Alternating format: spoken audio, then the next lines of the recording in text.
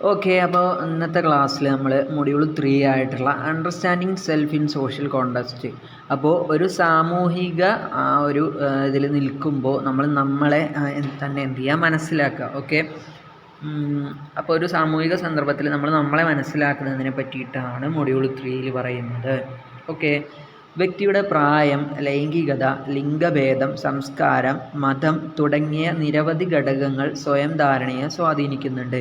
അപ്പോൾ സ്വന്തം ഞാൻ ആരാണ്, ഓക്കെ, എന്ന് മനസ്സിലാക്കണം എന്നുണ്ടെങ്കിൽ ഒരു വ്യക്തിയുടെ പ്രായം, അതേപോലെ തന്നെ അവൻ്റെ ലൈംഗികത, പിന്നെ ലിംഗഭേദം, അവൻ്റെ സംസ്കാരങ്ങൾ, മതം തുടങ്ങിയ നിരവധി ഘടകങ്ങൾ, ഇതൊന്നും അല്ല, ഇതിനും അപ്പുറം കുറേ ഘടകങ്ങൾ കൂടി ചേർന്നിട്ടാണ് സ്വയം ധാരണയുണ്ടാകുന്നത്. ഓക്കെ. ഇപ്പോൾ ഈ സ്വയമായിട്ടുള്ള ഒരു ധാരണ, അതായത് നമ്മൾ ഉദ്ദേശിക്കുന്നത് പെർസെപ്ഷൻ അല്ല, മീൻസ് അണ്ടർസ്റ്റാൻഡിങ് സെൽഫ് എന്നുള്ളത് കേട്ടോ. സ്വന്തത്തെ മനസ്സിലാക്കുക എന്നുള്ളത്, സ്വയം ധാരണ എന്നത് സ്വയം ബോധവും സ്വയം ചിത്രവും കൂടിച്ചേർന്നതാണ്. ഓക്കെ. സ്വയം നമുക്ക് മനസ്സിലാക്കുക എന്ന് പറഞ്ഞു കഴിഞ്ഞാൽ സ്വന്തമായിട്ടൊരു ബോധം ഉണ്ടായിരിക്കണം, പിന്നെ സ്വന്തമായിട്ടൊരു സെൽഫ് ഇമേജും ഒക്കെ കൂടിച്ചേർന്നതിനാണ്. അതായത് സ്വയം ചിത്രം എന്ന് പറഞ്ഞു കഴിഞ്ഞാൽ സെൽഫ് ഇമേജ് കേട്ടോ, അതൊക്കെ കൂടിച്ചേർന്നതാണ്. പുരുഷന്മാർക്കും സ്ത്രീകൾക്കുമുള്ള സാമൂഹികമായി നിർമ്മിതമായ പങ്ക് നിർവഹിക്കുന്ന ലിംഗഭേദം സ്വയം ധാരണയെ രൂപപ്പെടുത്തുന്നതിൽ നിർണായക പങ്ക് വഹിക്കുന്നു.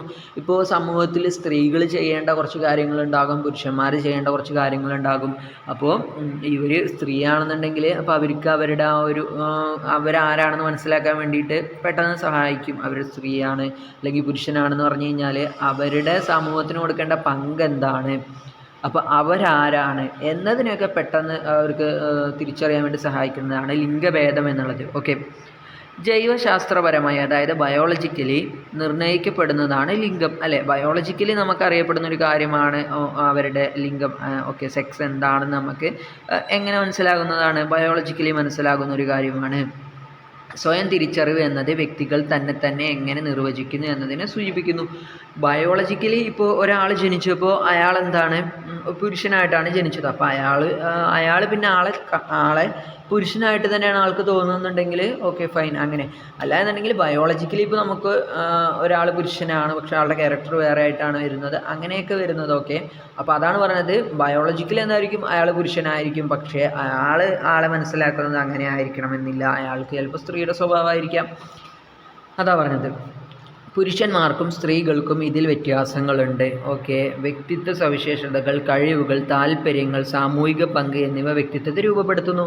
അപ്പോൾ ഇതിനൊക്കെ അപ്പോൾ നമ്മുടെ ഒരു സ്വയം ധാരണ, നമ്മൾ ആരാണ് എന്നതിനെ രൂപപ്പെടുത്തുന്നതിൽ പലതും പങ്കുവഹിക്കുന്നുണ്ടെന്ന് പറഞ്ഞു.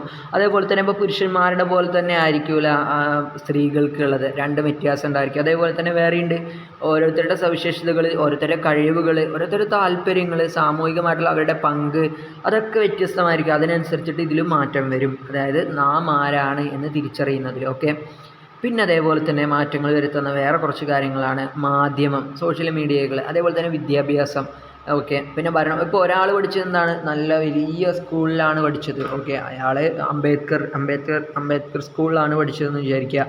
വേറൊരാൾ പഠിച്ചത് എവിടെയാണ്, സാധാരണ ഗവൺമെൻറ് സ്കൂളിലാണ്, അല്ലെങ്കിൽ CBSE സ്കൂളിലും ഒക്കെയാണ് പഠിച്ചത്. അപ്പോൾ ഇവർ പഠിച്ച് ഇതിനനുസരിച്ചിട്ട് ഇവരുടെ ക്യാരക്ടറും പലതും മാറിയിട്ടുണ്ടാകും. പിന്നെ ഇപ്പോൾ ഇവരിപ്പോൾ ഭരണകൂടത്തിൻ്റെ കാര്യം, ഇപ്പോൾ ഒരാൾ വളർന്നത് സൗദി അറേബ്യയിലാണ്, അപ്പോൾ അതിനനുസരിച്ച് അവിടെ എന്തുണ്ടാകും, സ്ട്രിക്റ്റ് ആയിട്ടുള്ള പല നിയമങ്ങളും ഉണ്ടാകും. ഇപ്പോൾ എന്ത് കാര്യത്തിനും നല്ല ശിക്ഷയും കാര്യങ്ങളൊക്കെ ഉണ്ടാകും. അങ്ങനത്തെ ഒരു സാഹചര്യത്തിൽ ജീവിച്ച ഒരാളാണ്. വേറൊരാൾ ജീവിച്ചത് ഇന്ത്യയിലാണ്. ഇന്ത്യയിൽ എന്ന് പറഞ്ഞു കഴിഞ്ഞാൽ പൊതുവെ എന്തെങ്കിലും അതായത് പൊതുവേ എന്തായിരിക്കും, നമുക്കൊരു ശിക്ഷയൊക്കെ ലഭിക്കാൻ അത്യാവശ്യം സമയം എടുക്കുമല്ലോ. അപ്പോൾ അങ്ങനെയുള്ള ഒരു വ്യത്യാസം ഉണ്ടാകും. അപ്പോൾ അതിനനുസരിച്ച് ഇവരുടെ ക്യാരക്ടറുകളിൽ വ്യത്യാസം ഉണ്ടാകും. അപ്പോൾ ഇന്ത്യയിൽ കുറേ കുറ്റകൃത്യങ്ങൾ ഉണ്ട്. അപ്പോൾ ഓക്കെ. അപ്പോൾ അതെന്താണ്, നമ്മുടെ ഭരണകൂടത്തെ സ്വാധീനിക്കുന്ന കാര്യങ്ങളാണ്. പിന്നെ കുടുംബമായിട്ട്, ഇപ്പോൾ ചിലരുടെ കുടുംബത്തിൽ എന്നും വഴക്കായിരിക്കും, അപ്പോൾ അതിനനുസരിച്ച് അവൻ്റെ ക്യാരക്ടറിലും അങ്ങനെ ഒരു സംഭവം ഉണ്ടാകും. വേറൊരാളുടെ കുടുംബത്തിൽ എന്നും സന്തോഷം ചിരിയും കളിയാണെന്നുണ്ടെങ്കിൽ സ്വാഭാവികമായിട്ടും അവനെ അത് ബാധിക്കുന്നുണ്ടാകും. പിന്നെ മതം അപ്പോൾ ഒരാളുടെ മതം അനുസരിച്ചിട്ടും അതിൽ മാറ്റം വരാറുണ്ട്. തുടങ്ങിയ സാമൂഹിക സ്ഥാപനങ്ങൾ നമ്മളെ തന്നെ എങ്ങനെ കാണുന്നു എന്നതിനെ ഗണ്യമായി സ്വാധീനിക്കുന്നു. അപ്പോൾ ഈ സാധനങ്ങളൊക്കെ നമ്മളെ സ്വാധീനിക്കുന്നുണ്ട് എന്ന് മനസ്സിലാക്കുക. ഓക്കെ. ഇതിലെന്തെങ്കിലും ഡൗട്ടുകൾ ഉണ്ടെങ്കിൽ ചോദിക്കുക കേട്ടോ. ഓക്കെ. ഏത് ഭാഗങ്ങളിലാണെന്നുണ്ടെങ്കിൽ നിങ്ങൾക്ക് ഡൗട്ട് ഉണ്ടെങ്കിൽ ചോദിക്കാവുന്നതാണ്. ഇത് നമ്മുടെ പെരുമാറ്റത്തെയും സ്വത്വബോധത്തെയും സ്വാധീനിക്കുന്നുണ്ട്. ഓക്കെ, നമ്മുടെ പെരുമാറ്റത്തെ ഇത് സ്വാധീനിക്കുന്നുണ്ട്, നമ്മൾ ആരാണെന്ന് നമ്മളെ അതൊക്കെ സ്വാധീനിക്കുന്നുണ്ട്. ഒരാൾക്ക് ഇപ്പോൾ അയാളെ പറ്റിയിട്ട് ഒരു സെൽഫ് എസ്റ്റീം, അതായത് സ്വന്തമായിട്ടൊരു അഭിമാനം ഇല്ല എന്നുണ്ടെങ്കിൽ ഞാനൊരു പരാജിതനാണ്, അല്ലെങ്കിൽ ഇപ്പോഴത്തെ ഒരു ഇതിൽ പറയുമ്പോൾ ഞാനൊരു വാഴയാണ് എന്നൊക്കെ ഒരാൾക്ക് തോന്നുന്നുണ്ടെങ്കിൽ സ്വാഭാവികമായിട്ടും അയാൾ പലരോടും എന്ത് ചെയ്യും, മോശമായിട്ട് തന്നെ ആയിരിക്കും സംസാരിക്കുക, അല്ലെങ്കിൽ ചൂടാവും, അങ്ങനത്തെ ഒക്കെ ഒരു ഇതുണ്ടാകും, അതായത് സെൽഫ് എസ്റ്റീം ഇല്ലെങ്കിൽ കേട്ടോ. Next, the self-executive and organizational functions and gender and cultural differences എന്നുള്ളതാണ്. The self-executive and organizational functions and gender and cultural differences. അപ്പോൾ സെൽഫ് എക്സിക്യൂട്ടീവും അതേപോലെ തന്നെ ഓർഗനൈസേഷണൽ ആയിട്ടുള്ള കുറച്ച് ഫംഗ്ഷൻസിനെ പറ്റിയിട്ട് ആദ്യം പറയും, പിന്നെ ജെൻഡറും പിന്നെ അതേപോലെ കൾച്ചറൽ ഡിഫറൻസസുകളെ കുറിച്ചിട്ടൊക്കെ പറയും. ഓക്കെ, നമുക്ക് ആദ്യം എന്ത് ചെയ്യാം, ഇതിനെ പറ്റിയിട്ട് മൊത്തത്തിലൊരു ഔട്ട്ലൈൻ എന്നുള്ള രൂപത്തിൽ നമുക്ക് പറയാം കേട്ടോ. ഇവിടെ എക്സിക്യൂട്ടീവ് ഫംഗ്ഷനും ഓർഗനൈസേഷനിലൊക്കെ എന്താണെന്ന് നമ്മൾ പറയുന്നുണ്ട്, അതാണ് ഇപ്പോൾ നമ്മളത് വിശദീകരിക്കാത്തത്. ഇപ്പോൾ അത് പറഞ്ഞു കഴിഞ്ഞാൽ പെട്ടെന്ന് മനസ്സിലാവണമെന്നില്ല, സോ അതാണ് നമ്മൾ നേരെ വായിക്കാൻ വേണ്ടി പോകുന്നത്. ഓക്കെ, മനഃശാസ്ത്രത്തിൽ സ്വയം എന്നത് ഓരോ വ്യക്തിയും മറ്റുള്ളവരിൽ നിന്ന് വ്യത്യസ്തമാണെന്ന ആശയത്തെ സൂചിപ്പിക്കുന്നു. അപ്പോൾ ഞാൻ എന്ന് പറഞ്ഞാണ്. അപ്പോൾ ഞാൻ പറഞ്ഞു കഴിഞ്ഞാൽ അതിനെന്താ മനസ്സിലാക്കേണ്ടത്, ബാക്കിയുള്ളവരിൽ നിന്നും ഒന്നുമല്ലാത്തതാണ് ഞാൻ, അല്ലേ? ഇപ്പം ഞാൻ എന്ന് പറഞ്ഞാൽ ഞാൻ മാത്രമല്ലേ ഉള്ളൂ. മനഃശാസ്ത്രത്തിൽ സ്വയം എന്നത് ഓരോ വ്യക്തിയും മറ്റുള്ളവരിൽ നിന്ന് വ്യത്യസ്തമാണെന്ന ആശയത്തെ സൂചിപ്പിക്കുന്നുണ്ട്, അല്ലേ? നാം വ്യത്യസ്ത ശരീരങ്ങളിൽ വസിക്കുകയും വ്യത്യസ്ത ചിന്തകൾ, വികാരങ്ങൾ, പെരുമാറ്റങ്ങൾ ഉണ്ടായിരിക്കുകയും ചെയ്യുന്നു എന്ന തിരിച്ചറിവ് ഇതിൽ ഉൾപ്പെടുന്നു. ഇപ്പോൾ ചിലർക്ക് എന്തുണ്ടാകും, 7 ആളുകളെ പോലെ ഒരാളെപ്പോലെ 7 ആളുണ്ട് എന്നൊക്കെ പറയും, പക്ഷേ അതെന്താണ്, രൂപത്തിൽ മാത്രമാണ്. അതേ എന്തിലുണ്ടാവും, അതേ ചിന്തയിലും അതേ വികാരത്തിലും അതേ പെരുമാറ്റത്തിലും ഒക്കെ യോജിച്ചിട്ട് ഒരാളുണ്ടാവില്ല, അത് ലോകത്ത് ഒരാൾ മാത്രമേ ഉണ്ടാവുള്ളൂ.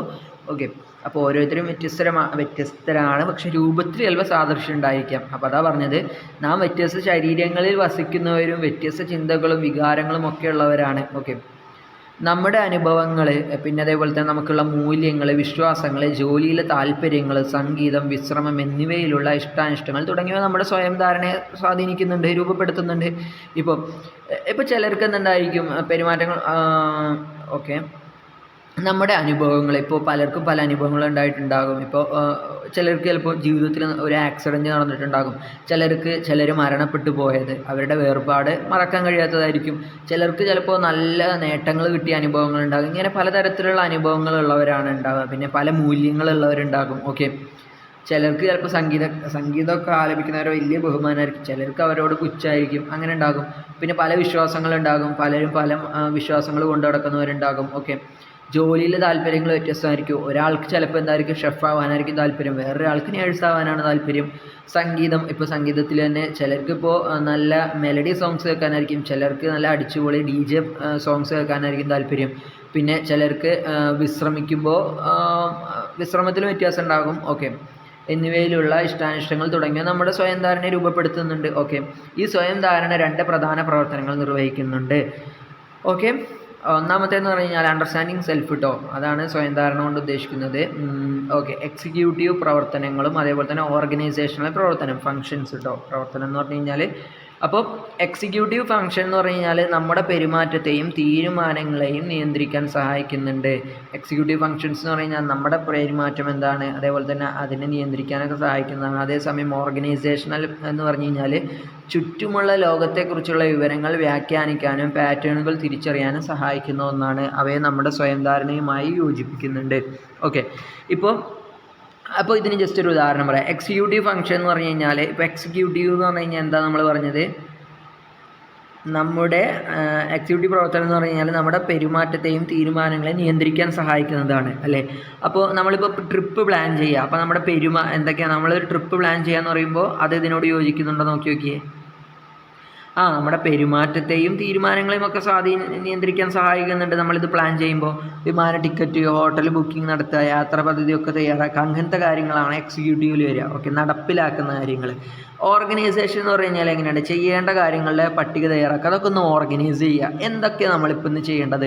ഓക്കെ, അപ്പോൾ നമ്മൾ ട്രിപ്പ് പ്ലാൻ ചെയ്യുക എന്നുള്ള ആ ഒരു കാര്യത്തിൽ തന്നെ അപ്പോൾ നമ്മളിങ്ങനെ എഴുതി വെക്കും, വിമാന ടിക്കറ്റ് എടുക്കണം, അതേപോലെ തന്നെ ബുക്കിംഗ് ചെയ്യണം, അതേപോലെ തന്നെ ഇന്ന സ്ഥലത്ത് പോകണം, അങ്ങനെ പോകണം കൊടുക്കണം, ഇങ്ങനെ ചെയ്യണം, ഇങ്ങനെ നമ്മളിതൊക്കെ ഓർഗനൈസ് ചെയ്യുക. ഓക്കെ, നമ്മളിങ്ങനെ ഓർഗനൈസ് ചെയ്ത് വെച്ചിട്ട് ആ സാധനം എടുത്തിട്ട് നമ്മൾ എന്ത് ചെയ്യുക, നടപ്പിലാക്കും, അല്ലെങ്കിൽ അത് ചെയ്യുമ്പോൾ അതിനെയാണ് നമ്മൾ എക്സിക്യൂട്ടീവ് എന്ന് പറയുക. അപ്പോൾ സിമ്പിളായി മനസ്സിലാക്കാവുന്നതേ ഉള്ളൂ എന്ന് എനിക്ക് തോന്നുന്നത്. വലിയ പാട് പിടിക്കുന്ന ഒരു കാര്യമൊന്നുമില്ല. ആദ്യം നമ്മളൊരു പട്ടിക തയ്യാറാക്കുക, അങ്ങനത്തെ കാര്യങ്ങൾ, എന്തെങ്കിലും ഒരു കാര്യം ചെയ്യേണ്ട കാര്യങ്ങളുടെ പട്ടിക തയ്യാറാക്കുക. ഓക്കെ, അങ്ങനെ എന്നിട്ട് ചെയ്തിട്ട് ആ കാര്യങ്ങൾ നമ്മൾ ചെയ്യുമ്പോൾ എന്തായി, എക്സിക്യൂട്ടീവായി. അത്രയേ ഉള്ളൂ. രണ്ടും സിമ്പിളാണ് കേട്ടോ. അപ്പോൾ ഇത്രയും കാര്യങ്ങളായാലും നോക്കിയാൽ മതി. പിന്നെ നെക്സ്റ്റ് എന്ന് പറഞ്ഞു കഴിഞ്ഞാൽ സംസ്കാരം നമ്മുടെ വിശ്വാസങ്ങളെ, മനോഭാവം. ഇപ്പോൾ നമുക്കൊരു സംസ്കാരമുണ്ട്, ഒരു കൾച്ചറുണ്ട്, അത് നമ്മുടെ വിശ്വാസങ്ങളെ, മനോഭാവങ്ങളെ, മൂല്യങ്ങളെയും പെരുമാറ്റങ്ങളെയും രൂപപ്പെടുത്തുന്നുണ്ട്. ഓക്കെ, ഒരാൾക്ക് ഇപ്പോൾ ഒരു സംസ്കാരമുണ്ട്, അത് നമ്മുടെ വിശ്വാസങ്ങളെ, അതേപോലെ തന്നെ നമ്മുടെ മനോഭാവങ്ങൾ, അതായത് മൈൻഡ് സെറ്റിനെ, ഓക്കെ, പിന്നെ അതേപോലെ തന്നെ മൂല്യങ്ങളെ, പെരുമാറ്റങ്ങളെ ഒക്കെ രൂപപ്പെടുത്തുന്നുണ്ട്. ഇത് നമ്മുടെ സ്വത്വബോധത്തെയും സ്വയം ധാരണയെയും രൂപപ്പെടുത്തുന്നതിൽ നിർണായക പങ്ക് വഹിക്കുന്നുണ്ട്. എന്ത് സംസ്കാരം, കൾച്ചർ വലിയ പ്രാധാന്യം കൊടുക്കുന്നുണ്ട് കേട്ടോ അതിൽ. പിന്നെ നമ്മളെ തന്നെ എങ്ങനെ കാണുന്നു ഒക്കെ ഇതിൽ വരുന്നതാണ്. ഓക്കെ, നമ്മളെങ്ങനെയാണ് നമ്മളെ കാണുന്നത്, പിന്നെ വിനയം, നിശ്ചയദാർഢ്യം തുടങ്ങിയ നമ്മുടെ സ്വഭാവങ്ങളെ എങ്ങനെ കാണുന്നു, പ്രതിസന്ധികളെ എങ്ങനെ നേരിടുന്നു, മറ്റുള്ളവരുടെ സഹായം എങ്ങനെ ആശ്രയിക്കുന്നു എന്നിവയെല്ലാം സംസ്കാരം സ്വാധീനിക്കുന്നു. അപ്പോൾ നമ്മൾ വളർന്നു വന്നൊരു സംസ്കാരം എന്ന് പറഞ്ഞു കഴിഞ്ഞാൽ ആരെങ്കിലും സഹായം ചോദിച്ചു കഴിഞ്ഞാൽ അവൻ്റെ കരണത്തടിക്കുന്ന ആ ഒരു സംസ്കാരമാണെന്നുണ്ടെങ്കിൽ സ്വാഭാവികമായിട്ടും നമുക്ക് അങ്ങനത്തെ ഒരു സംസ്കാരമായിരിക്കും. നേരെ മറിച്ച് ഒരാൾ 100 ചോദിച്ച് 500 കൊടുക്കുന്ന അങ്ങനത്തെ ഒരു കൾച്ചറാണ് നമുക്കുള്ളത്. നമ്മൾ അങ്ങനെയുള്ള ഒരു ഫാമിലി ബാക്ക്ഗ്രൗണ്ടോ അല്ലെങ്കിൽ അങ്ങനെയുള്ള ഒരു സമൂഹത്തിൽ നിന്ന് വരണമെന്നുണ്ടെങ്കിൽ സ്വാഭാവികമായിട്ടും അതിൻ്റെ സ്വാധീനം നമുക്കുണ്ടാകും. പിന്നെ നമ്മൾ വളരെ വിനയമുള്ള ഒരു കൾച്ചറാണ് നമുക്കുള്ളതെന്നുണ്ടെങ്കിൽ സ്വാഭാവികമായിട്ടും നമ്മുടെ സ്വഭാവത്തിലും അതിൻ്റെ അലയൊലികൾ കാണാൻ വേണ്ടി കഴിയും. ഓക്കെ, അപ്പോൾ വ്യത്യസ്ത സംസ്കാരങ്ങളിൽപ്പെട്ടവർ തങ്ങളെ തന്നെ വ്യത്യസ്തമായി കാണുന്നുണ്ട്. ഇത് നമ്മൾ ജോലി ചെയ്യുന്ന രീതിയിലും കളിക്കുന്ന രീതിയിലും കാണുന്നുണ്ട്. സമൂഹമായി ഇടപഴകുന്ന രീതിയിലും സ്വാധീനം ചെലുത്തുന്നുണ്ട്. ഇത് നമ്മൾ ജോലി ചെയ്യുന്ന രീതിയിൽ, കളിക്കുന്ന രീതിയിൽ. അപ്പോൾ നമ്മൾ കളിക്കുക എന്ന് പറഞ്ഞു കഴിഞ്ഞാൽ ഇപ്പോൾ നമുക്ക് ഓരോന്ന്, ഇപ്പോൾ എന്താ പറയുക, ചിലർക്ക് ചില ഗെയിംസിനോടായിരിക്കും താല്പര്യം, ചിലർക്ക് വേറെ ഗെയിംസിനോടായിരിക്കും. അപ്പോൾ അതൊക്കെ കൾച്ചറലി ചിലപ്പോൾ കണക്റ്റഡ് ആയിരിക്കാം. ഓക്കെ, സമൂഹമായി അപ്പോൾ ഞാൻ പറഞ്ഞുതരാം.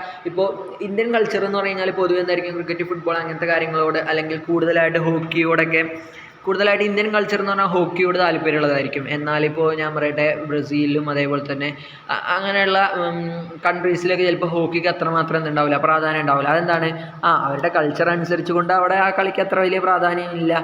സോ അതിന് വലിയ ഇതില്ല. പിന്നെ അതേപോലെ തന്നെ ഇപ്പോൾ നമ്മൾ അർജൻറ്റീന അല്ലെങ്കിൽ ബ്രസീൽ അങ്ങനത്തെയുള്ള സ്ഥലങ്ങളിൽ നമുക്ക് എന്ത് കൊടുക്കുന്നത് പോലെ, പോർച്ചുഗലിലൊക്കെ നമ്മൾ എന്ത് കൊടുക്കുന്നത് പോലെ, ഫുട്ബോളിനെ പ്രൊമോട്ട് ചെയ്യുന്നത് പോലെ അവിടെ ഇപ്പോൾ നമ്മുടെ ഏത് പ്രൊമോട്ട് ചെയ്യണമെന്നുണ്ടോ, ഇല്ലല്ലോ, ഹോക്കി പ്രൊമോട്ട് ചെയ്യണമെന്നില്ല. ഓക്കെ, അതേപോലെ തന്നെ ഇന്ത്യയിലാണെന്നുണ്ടെങ്കിലും അതിൻ്റേതായ വ്യത്യാസങ്ങളുണ്ടാകും. ഓരോ ഗെയിംസ് ഇപ്പോൾ ഓരോ നാടിന് വേണ്ടിയിട്ടുള്ളത് ആണെന്ന് പറഞ്ഞല്ലോ.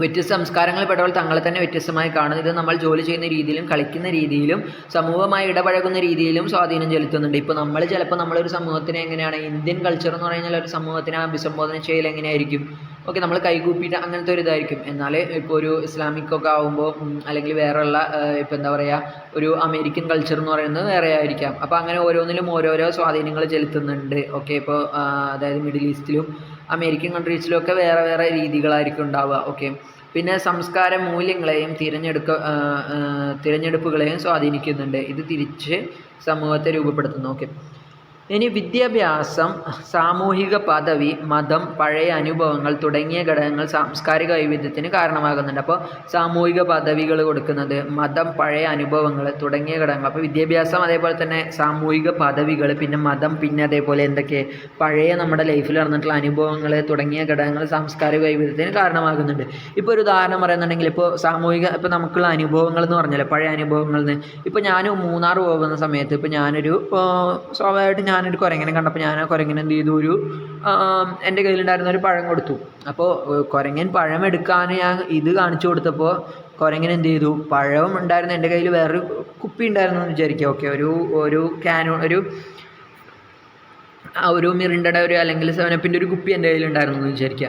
അപ്പോൾ ഞാൻ ഈ പഴം കൊടുക്കാനാണ് ഉദ്ദേശിച്ചത്. എന്നാൽ കുരങ്ങൻ എന്ത് ചെയ്തു, എൻ്റെ അടുത്തുനിന്ന് കുപ്പി എടുത്തിട്ടാണ് പോയത്. ഓക്കെ, അപ്പോൾ ഞാൻ കുപ്പി കൊടുക്കാനല്ല ഉദ്ദേശിച്ചത്. അപ്പോൾ എനിക്ക് ഈ മുന്നത്തെ ഒരു അനുഭവമുണ്ട്, പഴയൊരു അനുഭവമുണ്ട്. പിന്നെ ഞാൻ മൂന്നാർ പോകുമ്പോൾ അങ്ങനെ ഒരു കുരങ്ങനെ കണ്ടു കഴിഞ്ഞ് കഴിഞ്ഞാൽ, ഒരു പഴം കൊടുക്കാൻ ഞാൻ ഉദ്ദേശിച്ച് കഴിഞ്ഞ് കഴിഞ്ഞാൽ സെയിം കയ്യിലായിട്ട് ഞാൻ പഴവും കുപ്പിയും വെച്ചിട്ട് പഴം കൊടുക്കൂല. നേരെ മറിച്ചിട്ട് എന്ത് ചെയ്യും, ആ കുപ്പി എവിടെയെങ്കിലും മാറ്റി വെച്ചിട്ട് എന്ത് ചെയ്യും, എന്നിട്ടായിരിക്കും ഞാൻ ആ പഴം കൊടുക്കുക അല്ലേ, കാരണം എനിക്ക് മുന്നേ ഒരു അനുഭവം ഉണ്ട്. അപ്പോൾ ആ അനുഭവങ്ങൾ നമ്മുടെ കൾച്ചറിനെ ബാധിക്കുമെന്നതിന് ചെറിയൊരു ഉദാഹരണം പറഞ്ഞാണ്. സാംസ്കാരിക വൈവിധ്യത്തിന് കാരണമാകുന്നുണ്ട് ഇതൊക്കെ. പിന്നെ സംസ്കാരം സാമൂഹികവും സാമ്പത്തികവുമായ ഗുണങ്ങൾ നൽകുന്നുണ്ട്. സംസ്കാരം എന്ന് പറഞ്ഞു കഴിഞ്ഞാൽ നമുക്ക് സാമൂഹികമാണെങ്കിൽ സാമ്പത്തികമായിട്ടുള്ള ഗുണങ്ങൾ നൽകുന്നതാണ് സംസ്കാരം. പിന്നെ പഠനം, ആരോഗ്യം, സഹിഷ്ണുത, മൊത്തത്തിലുള്ള ക്ഷേമം എന്നിവയൊക്കെ മെച്ചപ്പെടുത്തുന്നുണ്ട് നമ്മുടെ സംസ്കാരങ്ങൾ. Okay, next. അപ്പോൾ ഇത്രയേ ഉള്ളൂ നമ്മളെ ഇതിൻ്റെ കീഴിൽ പറയാനുള്ളതായിട്ട്. സിമ്പിളായിട്ട് മനസ്സിലാക്കാവുന്നേ ഉള്ളൂ. ജെൻഡർ കൾച്ചറൽ ഡിഫറൻസസ് എന്തായിരിക്കും? ജെൻഡർ ഡിഫറൻസസ് എന്ന് പറഞ്ഞു കഴിഞ്ഞാൽ അപ്പോൾ അത് നമുക്ക് പ്രത്യേകിച്ച് എടുത്തു പറയാൻ മാത്രമില്ല. അപ്പോൾ ജെൻഡർ എന്ന് പറഞ്ഞു കഴിഞ്ഞാൽ ഇപ്പോൾ എങ്ങനെയായിരിക്കും വരിക? ഓക്കെ, കൾച്ചറൽ ഡിഫറൻസസ് നമ്മൾ പറയുന്നത് പോലെ തന്നെ ജെൻഡർ ആകുമ്പോഴും ചെറിയ രൂപത്തിലുള്ള അങ്ങനത്തെ ഡിഫറൻസ് മാത്രമേ ഉണ്ടാവുള്ളൂ. ഓക്കെ, സിമ്പിളായിട്ടത് മനസ്സിലാക്കാവുന്നതേ ഉള്ളൂ. ഓക്കെ, അപ്പോൾ നമുക്ക് നെക്സ്റ്റ്, അതായത് നമ്മുടെ ഏത് part? Introspection and self awareness theory in psychology, definition and examples എന്നുള്ളത് പിന്നെ പറയാം. അപ്പോൾ ജെൻഡർ ആയിട്ടുള്ള ഡിഫറൻസസ് എന്ന് പറഞ്ഞു കഴിഞ്ഞാൽ ഇപ്പോൾ ഈ കൾച്ചർ പോലെ തന്നെ നമുക്ക് മനസ്സിലാക്കിയാൽ, അതായത് പ്രത്യേകിച്ച് എടുത്തു പറയാം, നമ്മൾ നേരത്തെ ക്ലാസ്സുകളിൽ അത് പറഞ്ഞിരുന്നു. ജെൻഡർ ആയിട്ടുള്ളതെന്ന് പറഞ്ഞാൽ കൾച്ചർ പോലെ തന്നെ വ്യത്യസ്തമായിരിക്കും. കൾച്ചറിൽ ഇപ്പോൾ ഓരോ കൾച്ചറിലും സ്ത്രീയെ കാണുന്നതും പുരുഷനെ കാണുന്നതും ഓരോ രീതിയിലായിരിക്കും. അപ്പോൾ പുരുഷനാണെന്നുണ്ടെങ്കിൽ അതിനനുസരിച്ചുള്ള മൈൻഡ് സെറ്റ് ആയിരിക്കും അവനുണ്ടാകുക. സ്ത്രീ ആണെന്നുണ്ടെങ്കിൽ അതിനനുസരിച്ച് അവൻ്റെ സ്വഭാവധാരണ ആ ഒരു ജെൻഡറിൻ്റെ ബേസിലുമായിട്ട് മാറ്റം വരും. അപ്പോൾ ഇതിപ്പോൾ നമ്മളിവിടെ പറയാതിരിക്കാൻ കാരണം എന്ന് പറഞ്ഞു കഴിഞ്ഞാൽ ഇത് തൊട്ട് മുകളിലായിട്ട് നമ്മൾ ഈ ജെൻഡറിൻ്റെ ആ ഒരു കാര്യം നമ്മൾ പറഞ്ഞിരുന്നു. സോ റിപ്പീറ്റഡ് ആവണ്ട എന്ന് വിചാരിച്ചിട്ടാണ് അത് നമ്മളിവിടെ പറയാതിരുന്നത്. സോ അത് നമ്മൾ എന്ത് ചെയ്യുക, ജസ്റ്റ് അവിടെ നിന്ന് നോക്കുക, എന്നിട്ട് നിങ്ങൾക്ക് എന്തെങ്കിലും ഡൗട്ട് കാര്യങ്ങളുണ്ടെങ്കിൽ ചോദിക്കുക. ഓക്കെ, അപ്പോൾ നമുക്ക് നെക്സ്റ്റ്, അതായത് ഇതിൻ്റെ സബ് ചാപ്റ്റർ നെക്സ്റ്റ് വീഡിയോയിലായിട്ട് പറയാം കേട്ടോ.